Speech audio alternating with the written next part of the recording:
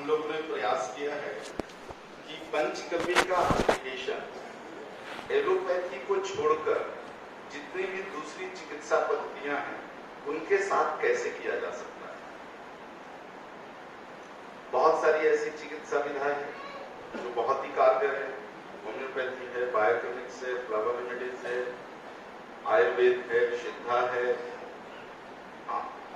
Allopathy और यूनानी को छोड़कर ये दोनों को छोड़ दिया है क्योंकि इसमें जीव वर्गन का एप्लीकेशन होता है।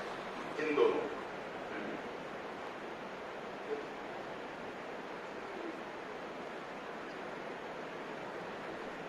दोनों थेरेपियों में जीव वर्गन का एप्लीकेशन होता है। इसलिए इन दो थेरेपियों को छोड़कर और दूसरी जितनी भी थेरेपियां हैं भारत में, जो छोटी छोटी थेरेपियां हैं, एक्यूप्रेशर है, एक बार और एक्यूपंक्चर को भी हमने छोड़ा है, एक्यूपंक्चर को भी नहीं लिया है। तो एक्यूपंक्चर हो गया, यूनानी हो गया और एलोपैथी हो गया। इन तीन को छोड़कर जितनी भी थेरेपियां हैं इन सभी को पंचगव्य के साथ इंटीग्रेशन करके कैसे चिकित्सा कर सकते हैं, ये विषय पर काम हुआ है और उसका एक बैच जो है वो निकल भी गया है। 26 लोग उसमें तैयार हुए और अभी दूसरा बैच चल रहा है, इसमें 37 लोग हैं। ये कोर्स जो है इंटीग्रेटेड पंचगव्य चिकित्सा, ये केवल कविसिद्धों के लिए नहीं है बल्कि किसी भी थेरेपी का डॉक्टर जिसका मेडिकल बैकग्राउंड है वो लोग पढ़ सकते हैं। इसमें ज्यादा संख्या में जो लोग आ रहे हैं वो आयुर्वेद, ये होम्योपैथी के डॉक्टर ज्यादा संख्या में आ रहे हैं।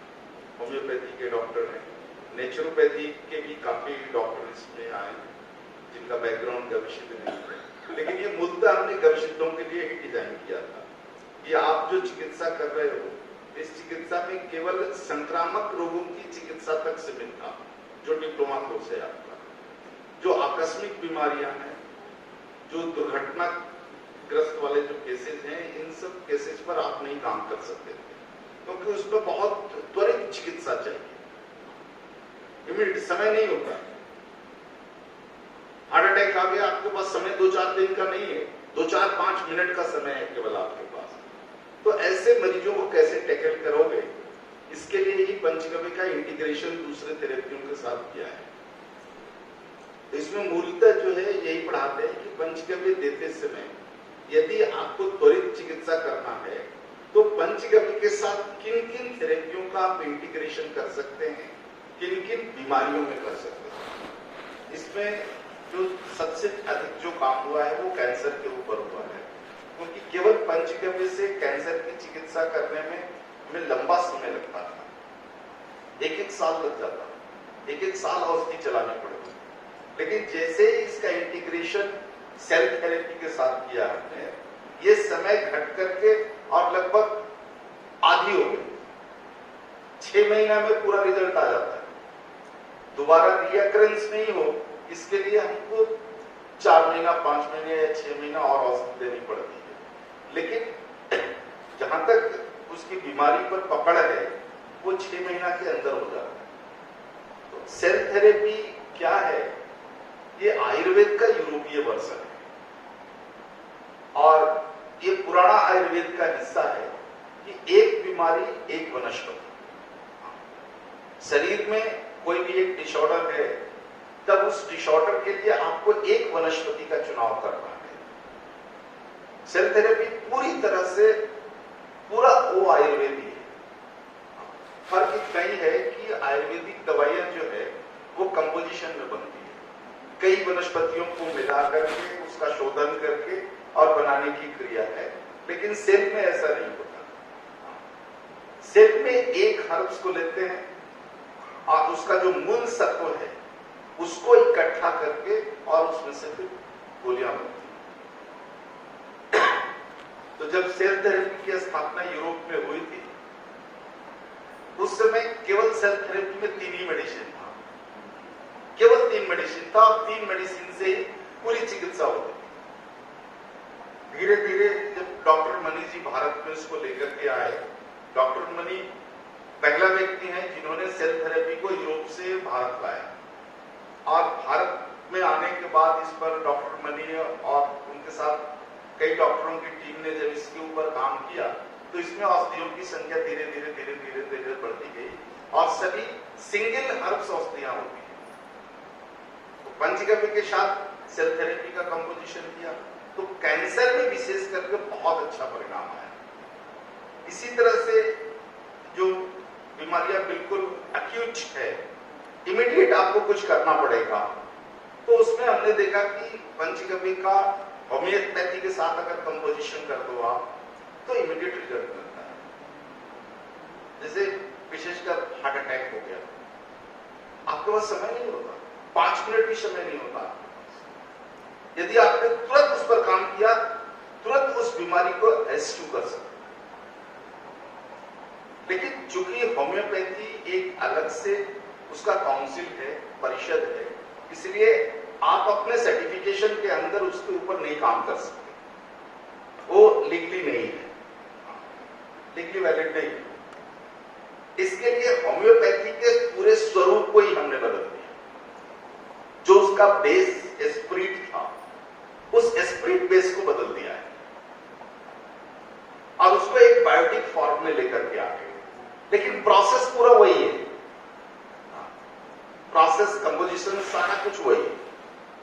तो जैसे ही हमने उसका बायोटिक बेस कर दिया, वो उनके काउंसिल के पैरामीटर से हट गया और फिर हमारे वो अधिकार क्षेत्र में आ जाता है।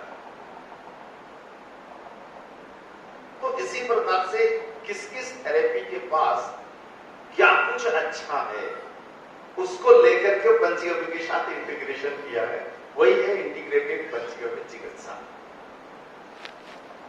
तो औषधि के रूप में सेल थेरेपी का एप्लीकेशन करते हैं और जो लोग पहले से डॉक्टर हैं, किसी भी काउंसिल के, आयुर्वेद के हों, सिद्धा के हों, होम्योपैथी के हों, उनके लिए उस विषय को उसी प्रकार से पढ़ाते हैं, आयुर्वेद को। लेकिन जो लोग केवल गवेषित हैं, उनके अधिकार क्षेत्र में ये नहीं आता है, इसलिए वहां पढ़ाता हूं होम्योपैथी, सिद्धा, आयुर्वेद सब पढ़ाते हैं वो। लेकिन काम करने के लिए फिर जो है वो आपका क्षेत्र नहीं होता है, इसलिए आप अपने क्षेत्र में इसका किस प्रकार से मॉडिफिकेशन करके कर सकते हो, ये चीजें भी बता देते हैं। यदि आप होम्योपैथी डॉक्टर में, बहुत सारे होम्योपैथी डॉक्टर आईपीटी करते हैं, इंटीग्रेटेड पंचगव्य थेरेपी, उनके लिए फिर होता है कि उनका तो अधिकार पहले से ही है, वो स्प्रिट बेस्ड जो चीजें हैं उसको पंचगव्य के साथ इंटीग्रेशन करके देते हैं। लेकिन आप नहीं कर सकते स्प्रिट बेस, तो आपको बेस बदलने की टेक्नोलॉजी सिखा देते हैं कि आप बेस कैसे बदलते हो। जब वो स्प्रिट बेस नहीं होगा, बायोटिक बेस होगा, तो आपके अधिकार क्षेत्र होगा। तो इस तरह से जितनी भी थेरेपियों का नाम आपने सुना है, रंग थेरेपी है, योगा है, वो भी एक सब्जेक्ट है। इमीडिएटली पेन रिलीज के लिए योगा बहुत ही कारगर है। दर्द से कोई व्यक्ति छटपटा रहा है, आप उसका दर्द को निवारण करना है, तो योगासन बहुत ही कारगर है उसके लिए। तो उसके भी एक्सपर्ट को बुलाया। इसमें सारा विषय मैं नहीं पढ़ाता हूं, इसमें जितने भी चिकित्सा विधान हैं उनके एक्सपर्ट आते हैं पढ़ाने के लिए, और मैं केवल उसका इंटीग्रेशन पार्ट पढ़ाता हूं। जितने भी एलोपैथी में छोटे छोटे मशीनरीज हैं, छोटे छोटे इक्विपमेंट्स है, बीपी नापने का मशीन हो गया, शुगर नापने का मशीन हो गया, ये छोटे छोटे मशीन के बारे में भी जानकारी देते हैं, ताकि आपकी अगर नाभि और नाड़ी विज्ञान पर पकड़ नहीं है तो आधुनिक विज्ञान के जो इक्विपमेंट्स है छोटे छोटे, उसको आप किस तरह से हैंडल कर सकते हो, ये सिखाते हैं। इसके बाद एक एक्सपर्ट आते हैं जो आपको एलोपैथी के डायग्नोसिस पैरामीटर को सिखाते हैं। मरीज जब आपके पास आएगा तो इतना पोथी लेकर के आएगा, हाँ, हर साल का सिटी स्कैन, ये स्कैन, वो स्कैन, ब्लड टेस्ट, ये सारा लेके आएगा। हालांकि उसकी जरूरत नहीं है आपको, लेकिन यदि आप उसको नहीं पढ़ोगे, नहीं देखोगे, मरीज संतुष्ट नहीं होगा, क्योंकि उसमें उसका पैसा बहुत लगा हुआ है। अरे मैंने इतना 17,000 रुपया खर्चा करके सिटी स्कैन कराया, डॉक्टर साहब ने पढ़ना भी नहीं पड़ता, उसके दिमाग में बैठेगा ही नहीं है बात, बोले ये डॉक्टर को पता ही नहीं। तो आपको कम से कम उनकी संतुष्टि के लिए उनके मेडिकल रिपोर्ट को पढ़ना जरूरी है। होता है कि कंफर्मेशन के लिए भी हम पढ़ो हमने, लेकिन पहले रिपोर्ट मत पढ़ो, पहले आप नाड़ी से डायग्नोसिस कर लो कि इसको क्या समस्या है। आपको समस्या आ गई कि इसको गुर्दे की समस्या है, फिर आप डायग्नोसिस रिपोर्ट पढ़ करके कंफर्मेशन ले लो कि हाँ यहाँ भी वही है और यहाँ भी वही है, इसका मतलब है कि कंफर्मेशन किडनी में कुछ प्रॉब्लम्स है, आप चिकित्सा शुरू। तो कभी कभी ये डायग्नोसिस रिपोर्ट हेल्पफुल भी होता है हमारे, जैसे यूरिया का बढ़ा हुआ स्तर नाड़ी से आप एग्जैक्ट नहीं पकड़ सकते, क्योंकि मरीज आज क्या खा करके आए, तीन दिन का तो उसके नाड़ी में रहता है, 3 दिन पहले हमने क्या खाया है उसका असर नाड़ी में रहता है। तो कभी कभी शरीर का मूल स्थिति क्या है ये जब नाड़ी में नहीं पता चलता है तो डायग्नोसिस रिपोर्ट हेल्पफुल होता है कभी कभी। तो इसीलिए डायग्नोसिस रिपोर्ट भी पढ़ना सिखा देते हैं उसमें सामान्यतः। किसी व्यक्ति को कैंसर है तो कैंसर में आप कौन कौन से टर्म को उसमें देखोगे, डायबिटीज में क्या टर्म को देखोगे, रक्त में क्या क्या आपको समझना है आधुनिक विज्ञान के हिसाब से, उसके एक्सपर्ट्स आते हैं जो आपको सिखला देते हैं। तो इस तरह से जो है कई एक्सपर्ट्स को इकट्ठा किया है ताकि आपको ये अलग अलग विधाओं को वो समझा सके, पढ़ा सके। यही है आईपीटी। और नाड़ी जहां तक आपको सिखाया है उसका अगला लेयर सिखाते हैं। आपको सिखाया है अधिक से अधिक मिसफायरिंग समझने के, या फास्ट की नाड़ी देख लो, देखने के बाद उसका मिसफायरिंग पकड़ लो, मिसफायरिंग से आप ऑर्गन्स पे चले जाओ कि कौन से ऑर्गन्स का फॉल्ट है, उस ऑर्गन्स पे क्या फॉल्ट है ये आपको पकड़ने की जरूरत नहीं है, क्योंकि आपकी दवाइयां ऑर्गन्स बेस्ड है। गुर्दा में कुछ भी होने दो, आपके पास 2-3 दवाई से ज्यादा है नहीं, आप 2-3 लगा दो ठीक ही होता है। गुर्दा में हो सकता है 100 तरह की समस्या हो, लेकिन आपके पास एक एक समस्या के लिए अलग अलग औषधि नहीं है, आपकी औषधियां ऑर्गन्स बेस्ड है। आपको केवल पहुंचना है कि किस ऑर्गन्स का फॉल्ट है, यही पकड़ना है। और फिर उस ऑर्गन्स की दवा है, आप उस ऑर्गन्स में कुछ भी समस्या होने दो, वो औषधि उसको ठीक करेगा। तो इसमें जो अगला जो नाड़ी का है वर्ष जो है वो है ऑर्गन्स नाड़ी। जिन 12 अंगों को हम पढ़ते हैं, हमारे शरीर में एक एक अंग की एक एक अलग अलग नाड़ी है, तो उसका इसमें अभ्यास कराते हैं ऑर्गन्स बेस्ड नाड़ी।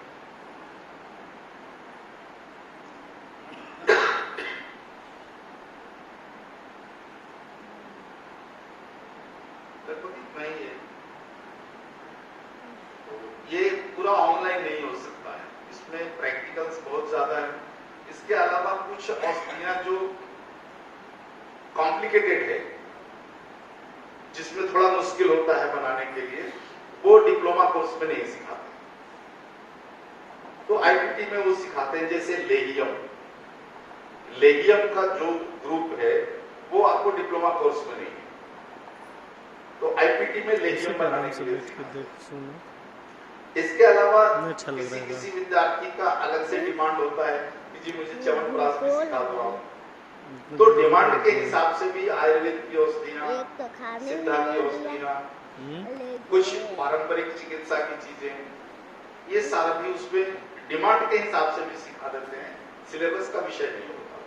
जैसे पिछला जो बैच, अभी जो बैच चल रहा है, उस बैच का एक डिमांड था कि च्यवनप्राश बहुत फेमिलियर है, हमें च्यवनप्राश बनाना आना चाहिए, तो सिलेबस में नहीं है, फिर भी च्यवनप्राश बनाना उनको सिखाया। क्योंकि अभी जो चीजें बाजार में मिलती है, आप देखो उसमें बहुत कम है, बहुत कम है। च्यवनप्राश, खास करके मैं च्यवनप्राश पर यदि बात करूं तो बाजार का एक भी ब्रांडेड च्यवनप्राश नहीं है, किसी का ले लो आप।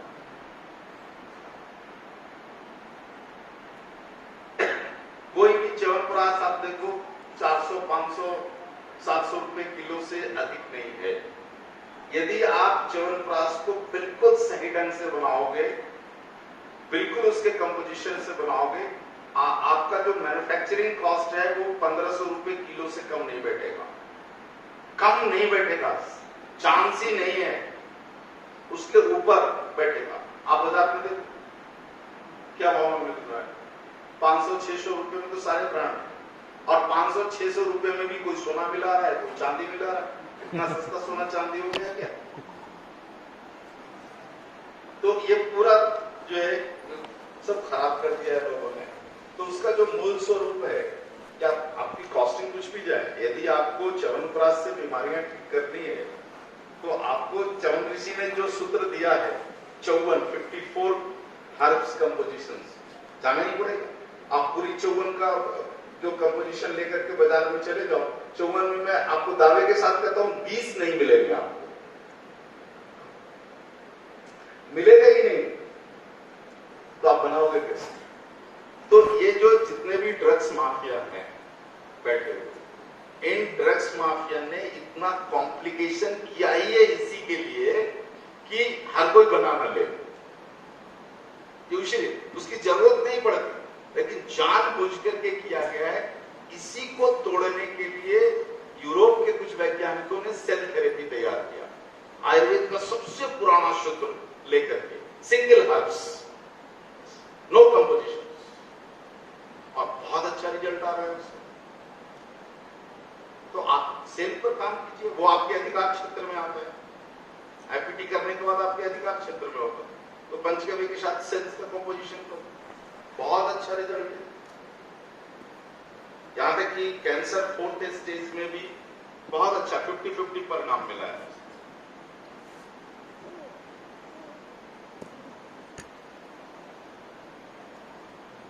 पहले कैंसर के केस में हम लोग ट्यूमर को फोड़ते थे, सर्पगंधा का कंपोजिशन लेकर के ट्यूमर को फोड़ते थे, लेकिन सेल थेरेपी के कंपोजिशन करने के बाद लगभग 50% रिजल्ट तो ऐसा है कि बिना फोड़े हुए गांठ गल गया है। लेकिन पंचगव्य से ऐसा नहीं होता। पंचगव्य चिकित्सा में आप जाओगे, गांठ है तो आप पहले सर्पगंधा देते हो गांठ को फोड़ने के लिए, गांठ जब फूट जाता है उसके बाद फिर आपको घाव भरने की औषधि देनी पड़ेगी, ये सारा में 1 साल का समय लग जाता है।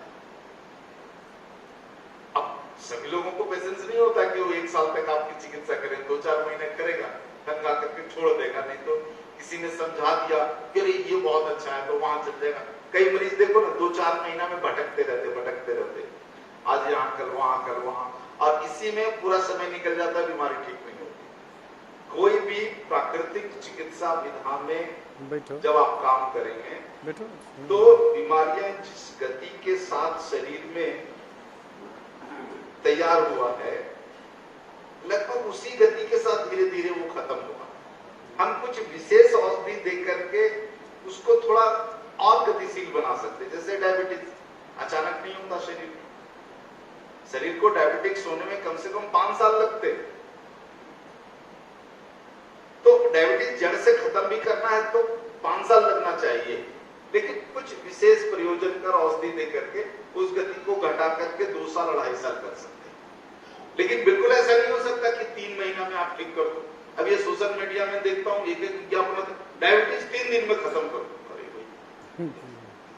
ये तो सोशल मीडिया झूठ का पिटारा है, झूठ का पिटारा ही कहता हूं। किसी ने कुछ सुना बिना सोचे समझे लिख देगा, और वो फॉरवर्ड करते समय ये सोचता है कि ये बड़ा बढ़िया मैसेज है, इसको फॉरवर्ड करने से हमें पुण्य मिल जाएगा।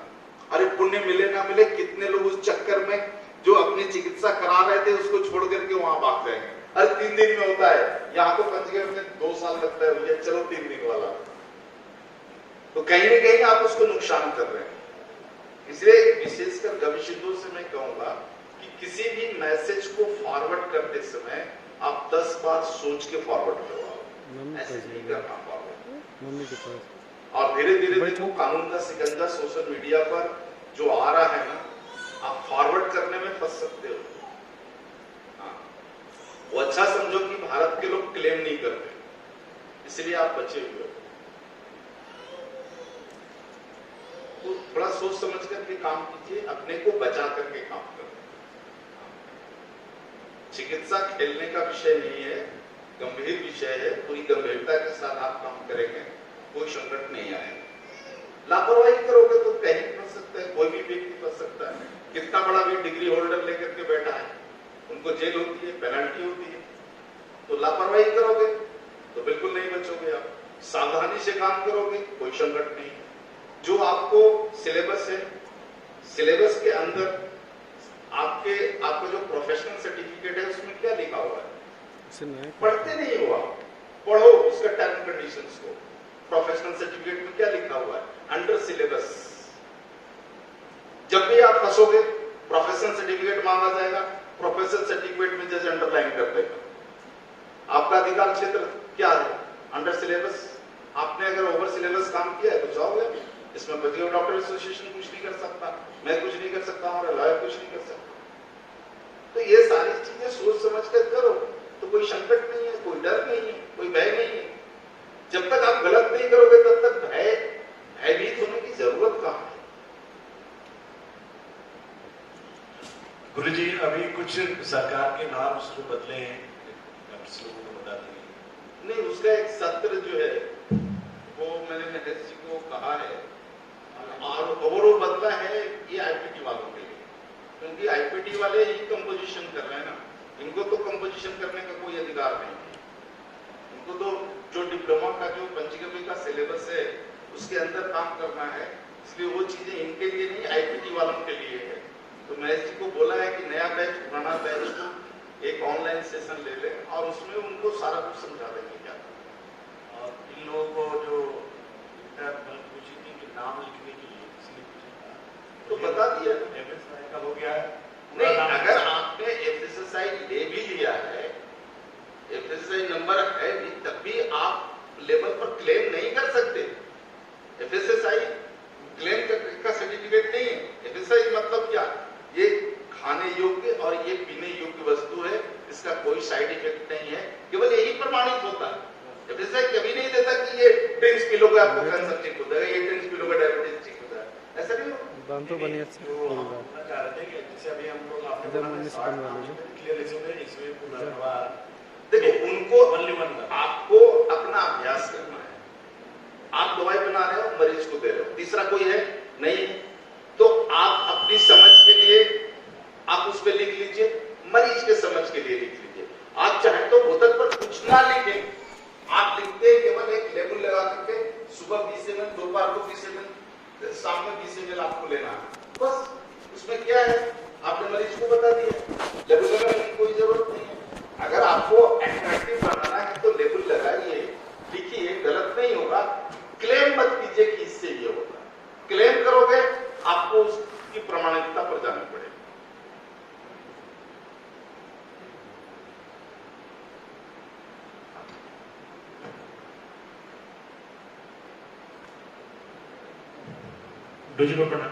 एक प्रश्न है, हम लोग उस भूमि पर हैं, वेटनरी कॉलेज है, मैं गाय का समर्थन करता हूँ, ठीक है। मेरे पास 2 देसी गाय हैं, 2 बार उसको गर्म हुई, लेकिन हमारे एरिया में नंदी नहीं मिला।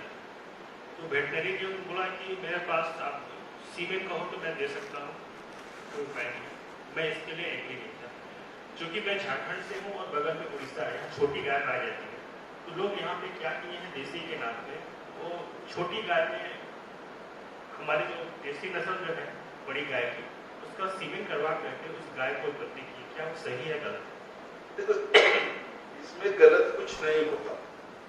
देसी नंदी का देसी गाय के साथ अगर आप करेंगे तो इसमें कुछ तकनीकी रूप से गलत नहीं होगा, लेकिन मुश्किल काम करने में ये होगा कि उससे जो नई नस्ल जो आपको आएगी, उस नई नस्ल का स्टडी नहीं है आपके पास। जैसे गिर गाय है, तो गिर गाय का आपके पास स्टडी है कि गिर गाय का दूध कैसा होता है, मूत्र कैसा होता है, गोमेय कैसा होता है, इसके गब्बी का क्या क्या गुणधर्म है। आपके ज्ञान कोश में सब लिखा हुआ है एक गाय के बारे में, कौन सा वात प्रकृति को ठीक करने वाला है, कौन कब का है। जो नई प्रजाति आ जाएगी इन दोनों की क्रॉसिंग से, उसका अध्ययन आपके पास नहीं, तो उसके गपियों पर काम करना आपके लिए थोड़ा मुश्किल होगा। ऐसे तकनीकी रूप से कोई संकट नहीं है कि आपने गिर के सीमेंट को, हाँ डिलीवरी के समय जरूर तकलीफ होगा, क्योंकि जो छोटी गाय है उसके यूट्रस का एक्सपेंशन कुछ और है, और गिर का सीमेंट अगर आपने डाला है तो गिर का बनावट तो बड़ा है, तो वो डिलीवरी के समय बिल्कुल मुश्किल होगा, तकलीफ कारक तो होगा ही, लेकिन तकनीकी रूप से कोई उसमें विकार नहीं होगा कि आपका सूर्य नाड़ी छिन्न हो गया या फिर उसके गोमूत्र की उपयोगिता खत्म हो गई, ऐसा नहीं हो सकता। भारतीय नस्ल की गायें आपस में अगर क्रॉस करती है तो तकनीकी रूप से कोई संकट नहीं है, लेकिन उनके गवियों के गुण धर्म पर जो आपका अध्ययन है वो वहां पर मुश्किल करेगा, इतना ही है। लेकिन यदि आप दूध के लिए कर रहे हैं तो कोई दिक्कत नहीं, कर सकते। लेकिन अच्छा है कि अपने नस्लों को बचाने के लिए आपकी गाय जिस नस्ल की है उसी नस्ल के नंदी से उसका कराएं, या उसी नस्ल की नंदी का सीमन का एप्लीकेशन कराते हैं। देखो वो ठीक नहीं है, लेकिन अब नंदी नहीं है, आपके पास मगी गाय है और मगी का नंदी नहीं है, क्या करोगे? कहीं 200-500 किलोमीटर दूर अगर कोई नंदी है, मगी का नंदी है, तो आप ये विकल्प के रूप में रखिए, सेकंड ऑप्शन रखिए कि उसका सीमन ला करके उसको आप लगा, कम से कम एक शुद्ध, अगर वो मेल हो गया तो एक शुद्ध नंदी तो आप तैयार कर सकते हो, उस नंदी का फिर एप्लीकेशन कर दीजिए। जैसे मैं भी खुद ही प्रयास कर रहा हूं कि हमारे यहाँ तमिलनाडु की 4 जो मूल प्रजातियां हैं, हमारे यहाँ कांची गिड्डा है, बरगुर है, उम्बलाचेरी है, तिरुवल्लुवर, 4 ब्रीड है हमारे यहाँ। तो अब ये 4 ब्रीड हमारे यहाँ अब बहुत ज्यादा संख्या में नहीं है, तो अब किसी को 100 किलोमीटर, 200 किलोमीटर, 300 किलोमीटर दूर नंदी की जरूरत पड़ती है, तो मैं नंदी नहीं देता हूं कि इतना दूर हमारा नंदी ट्रेवल करके जाए एक गाय के संवर्धन के लिए, और उनको गाय लाना बहुत मुश्किल पड़ता है। तो मैं खुद ही कोशिश कर रहा हूं कि अगले साल जो 4 मूल ब्रीड है उनके सीमन को हम दूसरे लोगों को दें कृत्रिम रूप से करने के लिए। तो मैं प्रयास कर रहा हूं कि ऐसा हो जाए, तो कम से कम हम इन 4 ब्रीड को फैला तो सकते हैं, और एक बार कोई लेकर के गया सीमन, दूसरी बार ले गया, 2 बार में एक भी अगर मेल हो गया तब उसको उसके आगे इसको ले जाने की जरूरत नहीं पड़ेगी। तो परिस्थितियों के कारण हमें इस विकल्प पर सोचना पड़ेगा, क्योंकि अब नंदी रहेगा, और देखो बहुत मुश्किल होता है कि किसी गाय को संवर्धन के लिए आप 400-500 किलोमीटर की ट्रैकिंग करा दो, बहुत कष्टदायक होता है। ठीक है जी, क्या? हाँ, वो जो रहता है उनका जो हिट पर रहती है वो 24 घंटा रहती है। आपने एक दिन भी मिस कर लिया तो फिर सक्सेस नहीं होगा, फिर दोबारा ले दो आप। तो इस मुश्किल से बचने के लिए सेकंड ऑप्शन आप इसको रख सकते हैं।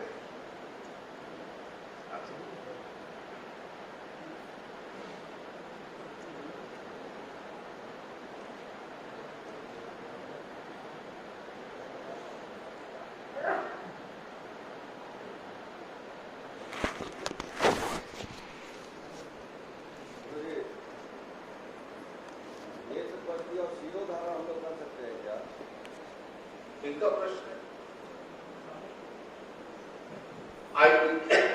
आईपीटी में पंचकर्मा का एप्लीकेशन सिखाते हैं।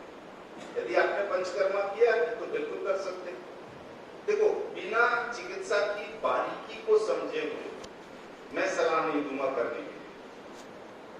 आपको करना है शिरोधारा, तो आप उसकी एक प्रॉपर ट्रेनिंग ले लो। आप केरल में बहुत सारे इंस्टीट्यूशंस हैं जहां 3 महीने 4 महीने का कोर्स होता है पंचकर्मा का, वहां जाकर के कर लो आप, और फिर पंचकर्मा का पंचगव्य के साथ इंटीग्रेशन करके काम करो।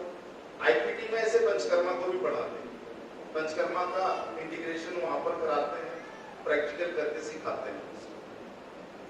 केवल सुनकर और केवल किताब पढ़ के चिकित्सा नहीं करनी चाहिए। ये प्रारंभिक कक्षाओं में ये आपको बता दिया है कि वाघभट जी क्या कहते हैं, कम से कम गुरु के साथ 6 महीना साल भर का आपका अभ्यास होना चाहिए। उसी के बाद आप स्वतंत्र रूप से चिकित्सा करो। किताबें पढ़ ली, थ्योरी पढ़ ली, तो कोई मरीज के ऊपर आप ट्रायल एरर नहीं कर सकते। वो खा करके ये कभी नहीं करते। इसलिए देखो, आपकी जो पढ़ाई 1 साल की है, लेकिन 2 साल का हमने अप्रेंटिस इसीलिए रखा है कि 2 साल का है तो कम से कम 1 साल तो करो अप्रेंटिस। और अप्रेंटिस करने के लिए आपके पास सारे केंद्र खुले। अब मैं देखो बार-बार कहता हूं कि कोई नहीं अगर कराना तो आ जाओ हमारे, और मना कैसे कोई करे? इतने सारे 23 केंद्र हैं अपने, अलग अलग राज्यों में है, आपके राज्य में केंद्र है, वहां जाइए, उनके सानिध्य में रह करके चिकित्सा करो, सेवा दो। और हम तो देखो अप्रेंटिस में यदि आप करते हो अप्रेंटिस तो आपका रहना खाना भोजन सब फ्री।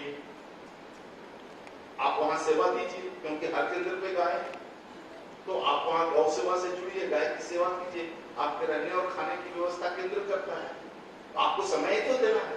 इतनी सुविधा कहाँ है बताओ? कहीं भी आप किसी भी थेरेपी के अप्रेंटिस के लिए जाओगे तो आपको अलग अपना मकान लेके रहना है, भोजन की व्यवस्था करना है और फिर जाकर के चिकित्सालय में ड्यूटी देनी है, तब अप्रेंटिस होता है। लेकिन आपके यहाँ कितनी सुविधा है, आपको रहने की व्यवस्था नहीं करना है, खाने की व्यवस्था नहीं करना है, वो केंद्र करता है। लेकिन उसके लिए आपको वहां के सेवा कार्य से तो जुड़ना ही पड़ेगा। आप चाहोगे अप्रेंटिस में आके डॉक्टर साहब के बगल में चेयर लगा करके बैठ गए और डॉक्टर साहब क्या लिख रहे हैं देखते रहेंगे, तो ये अप्रेंटिस नहीं होता है, काम करना पड़ता है। केंद्र पे जाकर के काम करो आप, तो आपसे काम कोई दूसरा काम तो नहीं लिया जाएगा। औषधि बनाने का काम लिया जाएगा, मरीज को देखने का काम लिया जाएगा, इसी से तो सीखोगे आप। तो कितनी बड़ी सुविधा है आपके पास। कई बार प्रश्न उठता है कि पैसा लूटते हैं।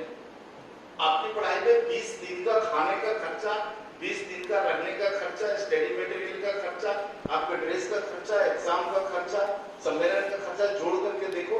एक विद्यार्थी जब पूरी तरह से तैयार होकर के निकलता है तो आपसे लिया गया शुल्क से ऊपर खर्च होता है।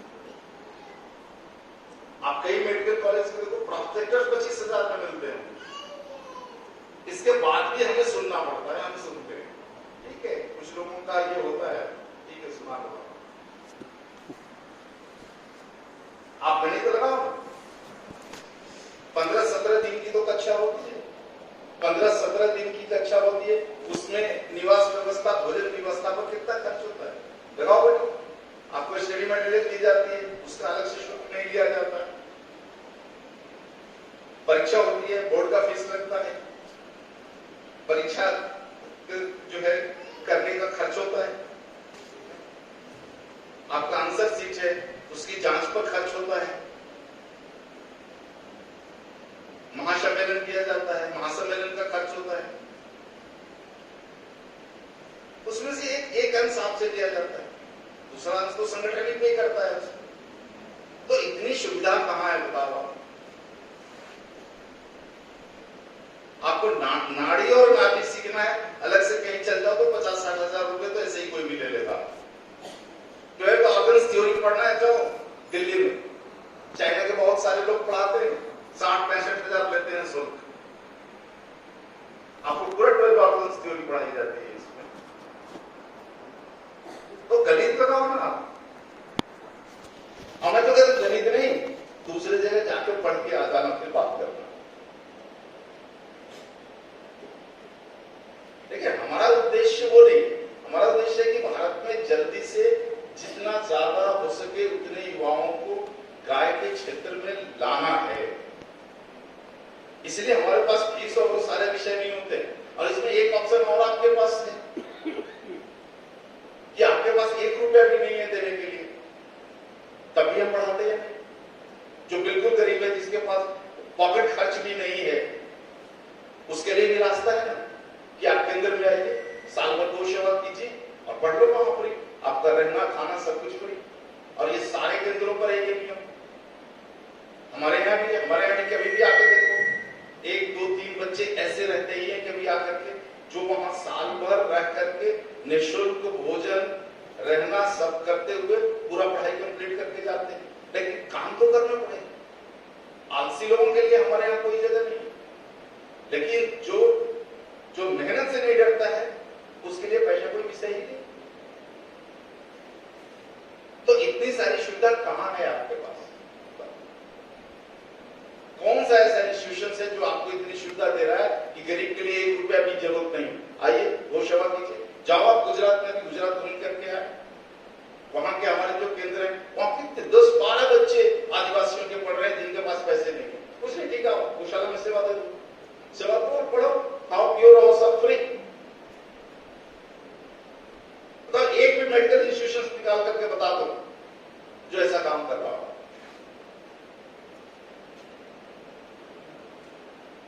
जब अप्रेंटिस होता है तो अप्रेंटिस में भी हम स्कॉलरशिप दे देते हैं। 2 साल का अप्रेंटिसशिप है, 1 साल का अप्रेंटिसशिप आपको फ्री देना है, आपको रहना है, सीखना है। छात्रवृत्ति के रूप में आपका रहने और खाने का खर्च नहीं लगेगा। सेकेंड ईयर शुरू होता है तो सेकेंड ईयर में भी अगर आप करना चाहते हो अप्रेंटिस तो आपको उसमें आधी सैलरी दी जाती है। तो कभी इस पर चिंतन करो, चिंतन करने के बाद कमेंट करो।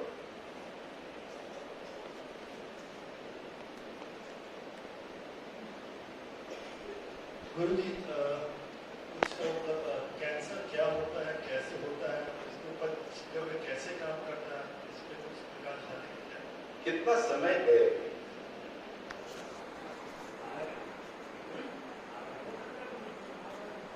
आधा घंटा है। तो फिर कैंसर के अलावा दूसरे विषय पर बात नहीं कर पाऊंगा। ये कैंसर ही आधा घंटा लेके जाएगा, आधा घंटा भी कम पड़ेगा।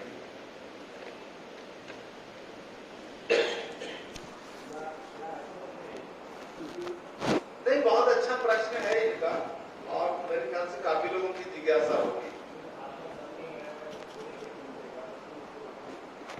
ठीक, आप जैसा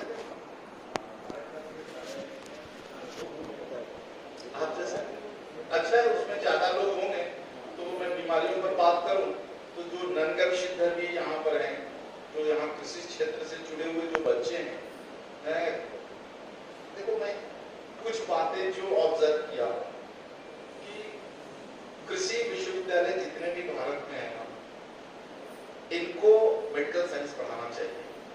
ये जो नए किसान जो तैयार हो रहे हैं, इनको मेडिकल साइंस पढ़ाना चाहिए। कारण कि ये जो साइंस पढ़ रहे हैं, ये मूलतः औषधि का उत्पादन कर रहे हैं। All organic food grains are the great medicines. ये आज के युग की बात है। जितना भी जैविक अनाज, फल, फूल और सब्जियां हैं, ये दुनिया की अद्भुत औषध है। तो आप क्या सीख रहे हो यहाँ पर? इस विश्वविद्यालय में आप क्या सीख रहे हैं? Producing great medicines. तो जब तक आपको चिकित्सा का ज्ञान नहीं है, चिकित्सा का आधार जब तक मालूम नहीं है, तब तक आप इसको कैसे इंप्लीमेंट करोगे? आपको कौन सी सब्जी उगानी है, किस सब्जी का किस बीमारी में एप्लीकेशन है, इन सारे विषयों को समझने के लिए ये जो एग्रीकल्चर ग्रेजुएट हैं, इनके लिए शरीर एनाटॉमी फिजियोलॉजी की पढ़ाई होनी चाहिए। एक मेरा एक पर्सनल जो एक समझ बनी है, वो ये समझ बनी है कि अंततः सारी दवाइयों को कॉर्नर कर दो। यदि आपके पास जैविक अनाज, फल, फूल, सब्जियां है, कोई मेडिसिन की जरूरत नहीं है। ये तो ग्रेट मेडिसिन है। तो ये क्या प्रोड्यूस करने के लिए पढ़ रहे हैं, सीख रहे हैं? Great medicine. तो इस ग्रेट मेडिसिन का एप्लीकेशन कहां है, किसके ऊपर है, उसके बारे में इनको जानकारी होनी चाहिए। तो मुझे लगता है कि चिकित्सा वाला जो पार्ट है, ये पूरे सत्र में हो तो बहुत बढ़िया है। आप चाहें तो कोई इस सत्र में दूसरा विषय ले लें। ये अनुभव शेयर करने का भी एक सत्र है ना, जो कुछ गवेषित अपना लेकर के आए हैं कि उन्होंने क्या किया है। ये कब है? आज दोपहर तक ही है। ये गुरुजी सत्र है, अभी शुरू होगा जो 9:15 बजे से 9:30 से। हाँ, इसको जरूर रखिए और पर्याप्त समय दीजिए, क्योंकि देखो एक बहुत आशा के साथ तैयारी करके हमारे गवेषक आते हैं अपने विषय को लेकर के। ओम श्री गुरवे नमः। उपेंद्र कुमार, सुमित कुमार, विनीता कुमार और एक नाम बोलिए। उपेंद्र कुमार है और सुमित कुमार। सुमित कुमार कौन है? सुमित कुमार का तो नाम लिखा के गायब है। मगन में। अच्छा, इधर है। चलो ठीक है। और दूसरे हैं राजेश कुमार। राजेश कुमार, हाँ जी। और हैं विनीता कुमारी। विनीता कुमारी नहीं है, लेकिन नहीं बोली, तैयारी नहीं करती। अरे बहनों को बोलना चाहिए, आपको आगे आना चाहिए इस विषय पे। लाई नहीं हो तो याद तो है कि किस मरीज पर कैसे काम किया और क्या परिणाम आया। देखो, बोलना सीखो। आपको आगे आने की जरूरत है। ये जितना भी गाइनो प्रॉब्लम्स है इस पे कौन बात करेगा बताओ? जिसका सेल्फ का अनुभव नहीं है वो क्या बात करेगा? अब यहाँ जितनी भी गवशित बहनें बैठी है, मैं तो कहूंगा सबको मंच पे एक करके लाऊंगा। डर से भाग नहीं जाना अगले सत्र में। हाँ दिया हुआ है, इनका नाम दिया हुआ है, आपने बोला। सुषमा जी भी कुछ बोलेंगे। हाँ इनका बहुत पुराना अनुभव है, बहुत गहरा अनुभव है। हाँ इनको देखो, हमारा समय छूट जाए कोई बात नहीं, हम तो बोलने के आदी हो गए। इनको लाना है मंच पर, इनको बोलने के लिए सिखाना है। नहीं गुरुजी, इन लोगों के लिए काफी समय है और आशा है कि इस बार पहले से प्रेजेंटेशन इन लोगों का बना दिया गया है। बहुत बढ़िया। तो हम लोग स्लाइड दिखाएंगे पीपीटी में और उसमें बात करेंगे, तो ताकि यहाँ पे दूसरे बच्चे जो एग्रीकल्चर का उनका लक्ष्य है तो दूसरा सत्र आप समय पर शुरू कीजिए, तो इन लोगों को पर्याप्त समय मिलेगा। और अगले सत्र में बीमारियों पर बात करता हूँ, जो भी बीमारियां आप रखेंगे।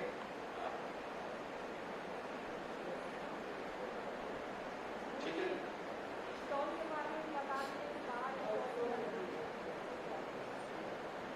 क्या कुछ जानकारी देना है?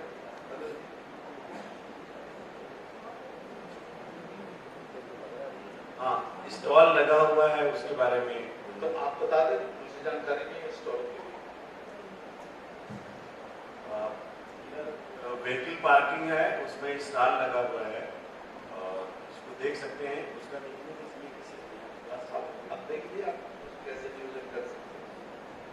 उसका समय का दिक्कत है कि यहाँ क्लास स्टॉल में क्या है? कुछ औषधि लाए। हाँ तो सत्र के बीच का, जैसे अभी से लेकर दूसरे सत्र के बीच जो समय होगा उसमें दे दीजिए, नाश्ता करके जिसको देखना है। अभी जो 9 बजे तक और देखो उसमें तो क्या है कि मूलतः हमें क्या देखना है, हमें बाहर वालों को दिखाना है। हाँ या तो जो गविशित है वो तो फेमिलियर है, उससे विषय को जानते हैं। तो जो यहाँ कृषि विश्वविद्यालय के जो विद्यार्थी हैं या जो यहाँ के फैकल्टी हैं उनको दिखाइए, जो बाहर से आगंतुक आए हैं उनको दिखाइए। उनके लिए ये नया विषय होगा कि हम ये पंचगव्य से, गौमूत्र से ये भी बना सकते, ये भी बना सकते, ये भी बना सकते, उनके लिए विषय। तो सत्र चलते हुए भी यदि अगर वहां पर भीड़ आती है तो आप सत्र छोड़ के जाओ वहां पर, वो काम बहुत जरूरी है।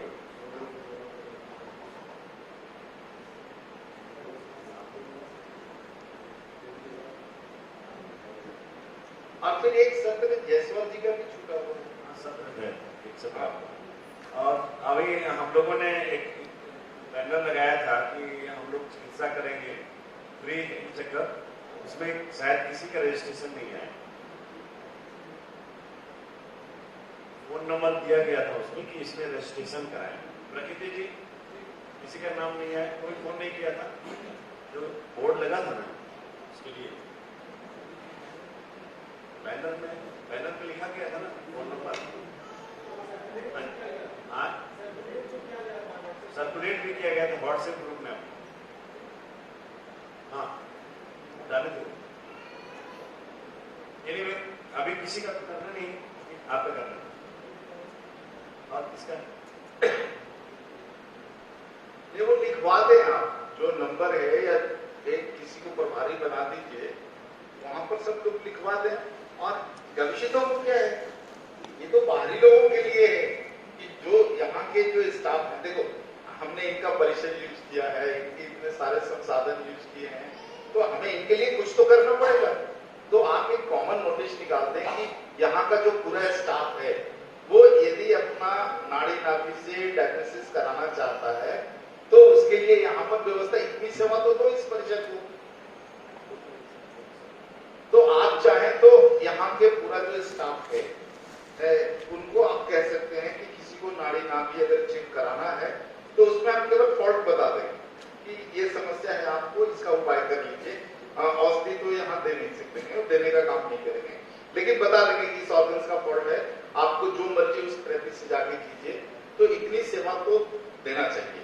और बहुत सारे गविशित हैं जिनको नाड़ी नाभि का अच्छा ज्ञान है, 5-6 लोगों को लगा देंगे। तो अगर यहाँ का पूरा स्टाफ वर्ग आता है चेकअप के लिए तो हम फ्री चेकअप भी रखेंगे उसके लिए, और ये कॉमन चेकअप होगा, इसमें खाली पेट आने की कोई जरूरत नहीं। खाली पेट जरूरत पड़ती है बहुत बारीक समझ बनाने के लिए, तो ये एक रखिए आप। हो सकता है कि 4-5 गविष्ठ को उधर लगा देते हैं तो ये काम करेगा, सत्र भी चलेगा उधर चेकअप भी।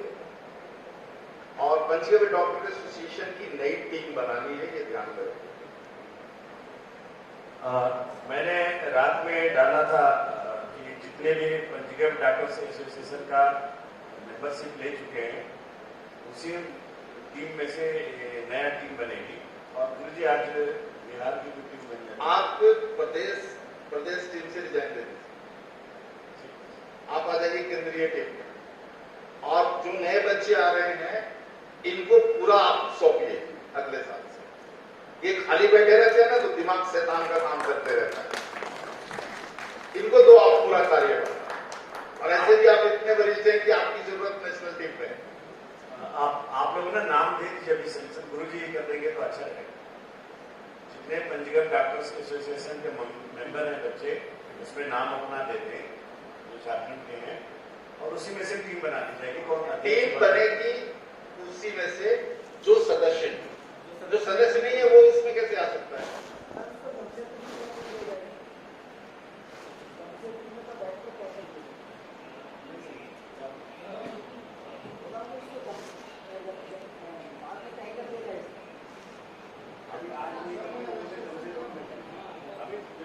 देखो, जो प्रादेशिक सम्मेलन, सुनो, हमारी परंपरा रही है कि जो प्रादेशिक सम्मेलन होता है प्रादेशिक सम्मेलन में ही हम अगले साल की टीम तय कर देते हैं, स्थान तय कर देते हैं, तारीख तय नहीं करते। अगला सम्मेलन कहाँ होगा ये आज तय हो जाएगा, 2023 का सम्मेलन। ये हमारी परंपरा रही है, बाद में कभी नहीं करते। अरे बाद में क्या करना है, अभी करो ना, अभी सब लोग बैठे हो, अभी करो कि अगला सम्मेलन कहाँ करना है। और अगला सम्मेलन करना है तो उस सम्मेलन को करने के लिए टीम अभी खड़ा करो। कल क्या होता है, अरे जब हम राष्ट्रीय स्तर की टीम को वहीं पर कर देते हैं, स्पॉट पे डिसीजन ले लेते हैं, तो आपको प्रादेशिक में क्या दिक्कत है? अगर मैं मेंबरशिप नहीं लिए हैं तो मेंबरशिप के लिए आप अप्लाई कर दीजिए। आज ये सारा कुछ ऑनलाइन है। महेश जी को पैसा जमा कर दीजिए। जितने लोग नहीं लिए हैं वो आज 2 घंटे 1 घंटे के अंदर काम हो सकता है। अगर किसी को लग रहा होगा कि हम तो पैसा जमा नहीं किए तो ऑनलाइन पैसा, मोबाइल से पैसा ट्रांसफर, सारा कुछ ऑनलाइन किया हुआ है। ठीक है। 11,000 लगेगा। 11,000 के लिए 11,000 पंचगव्य डॉक्टर्स। अस्थायी सदस्यता के लिए लाइफ टाइम के लिए 11,000। ठीक है। किसी ने नाम नहीं डाला तो क्यों? गुरुजी के आदेश से मैंने बोला था। कोई नहीं है क्या? केवल आप अच्छा, आप और जो है खड़े हो जाए, 2 आप लोग ना आपने नाम बोल डाले थे। और कोई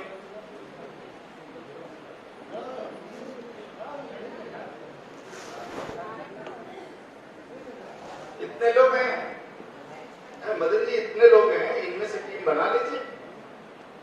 आप भी डॉक्टर एसोसिएशन मेंबर बनेंगे ना? अभी आप अभी बन जाइए। आप जो मेंबर नहीं बने हैं अभी ऑनलाइन तुरंत ट्रांसफर करिए, रेडी हो जाइए। ये जरूरी है। आप लोग देखो, जो सदस्य ही नहीं है वो संगठन का पदाधिकारी कैसे बन सकता है? फिर आगे सहूलियत हो जाएगी आप लोगों को इसको। नहीं, इसमें एक काम कीजिए कि जो लोग हैं पहले से, कितने लोग हैं पहले से, बनेने वाला नहीं, 1 2 3 गीता जी 4 तो हो गए ना, और भी कोई है? 5 हो गए ना। ये 5 की टीम बना दीजिए, इनको पद दे दीजिए। 5 है तो चुनाव की क्या जरूरत है? 5 है, 5 में टीम बना दीजिए और आप एग्जीक्यूटिव मेंबर बाद में बना लेना, वो आपके अधिकार से। जो जमा करते जाएंगे उनको आप जिसको समझ बने उसको टीम में लेते जाइए।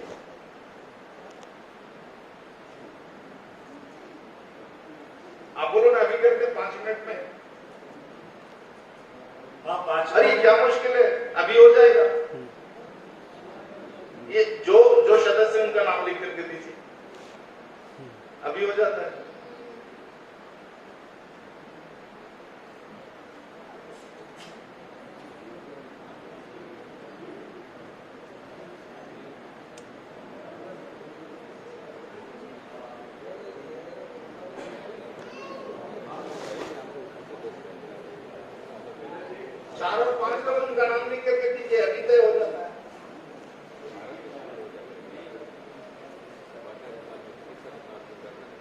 काम करते हैं।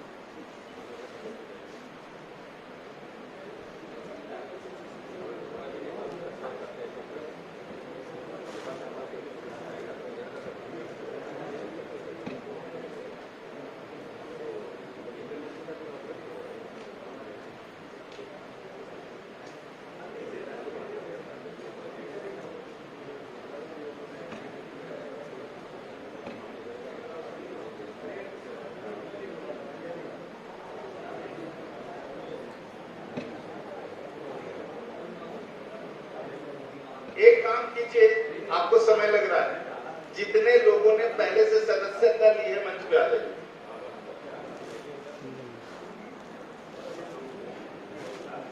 जितने लोग पंचगव्य डॉक्टर एसोसिएशन के अस्थायी सदस्य हैं, कृपया मंच पर आ जाए।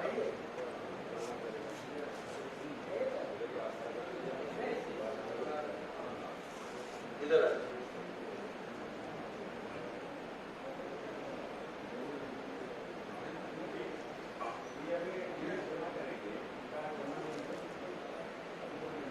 रिजेक्ट हुआ था।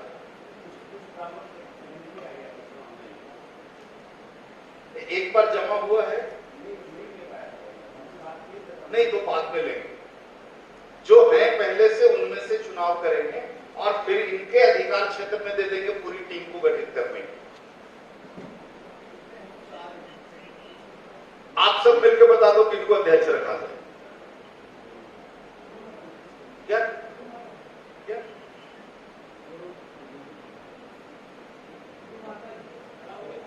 गीता सिंह को, गीता बहन को अध्यक्ष रखा जाए। सहमत हो सब लोग? ताली बजाओ, सहमत हो सके। वर्ष 2023 के लिए गविष्य डॉक्टर गीता सिंह कुशवाहा अध्यक्ष मनोनीत किए जाते हैं। अब गीता बहन का दायित्व है कि जो लोग मेंबर बनेंगे उनमें से आप उपाध्यक्ष का चुनाव आप कर लीजिएगा। सचिव पद किनको दिया जाए?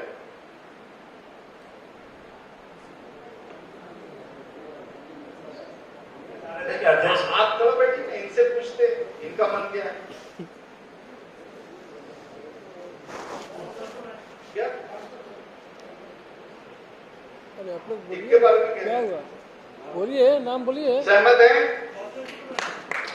सहमत है तो ताली बजाओ। सचिव पद लिखिए। बोलने के समय सब चुप। बालेश्वर प्रसाद जी, गविष्य डॉक्टर बालेश्वर प्रसाद जी को पंचगव्य डॉक्टर एसोसिएशन झारखंड प्रांत अगले वर्ष के लिए सचिव पद पर मनोनीत करता है।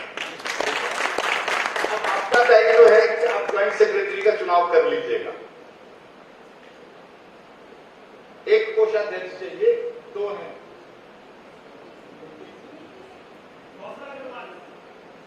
निकिता जी को सब सहमत हो? ताली बजाओ, सहमत हो? क्या नहीं, कौशल में क्या होगा ना, ये लोग कुछ बोल रहे हैं कौशल को, तो फिर दूरी हो जाएगा ना। हाँ, देखो एक जगह रहेंगे तो काम होगा। हाँ। कोषाध्यक्ष कहीं और झारखंड के कोना में बैठा है, कोई काम नहीं होने वाला है। इसलिए अच्छा सुझाव है, निकिता जी को जो है कोषाध्यक्ष पद पर मनोनीत किया जाएगा। अब इनकी जिम्मेदारी है कि एक और कोषाध्यक्ष का चुनाव ये कर लेंगे, तो ये नई टीम तैयार हो गई। ठीक है, अब सबके लिए ताली बजा दूंगा। जो एक बच गए वो एग्जीक्यूटिव कमेटी के मेंबर हो जाएंगे। और अब इन चारों का दायित्व बनता है कि पंचगव्य डॉक्टर एसोसिएशन झारखंड प्रांत का पूरा टीम ये तैयार करके मुझे 1 महीने के अंदर रिपोर्ट सौंप दें। हम वहां से जो है लेटर रिलीज करवा दें आपके नाम से कि आपको इस पद पर नियुक्ति दी गई है 1 वर्ष के लिए। यानी अगला सम्मेलन कहां होगा, कैसे करेंगे, अब आप चारों का दायित्व बनता है। ठीक है जी?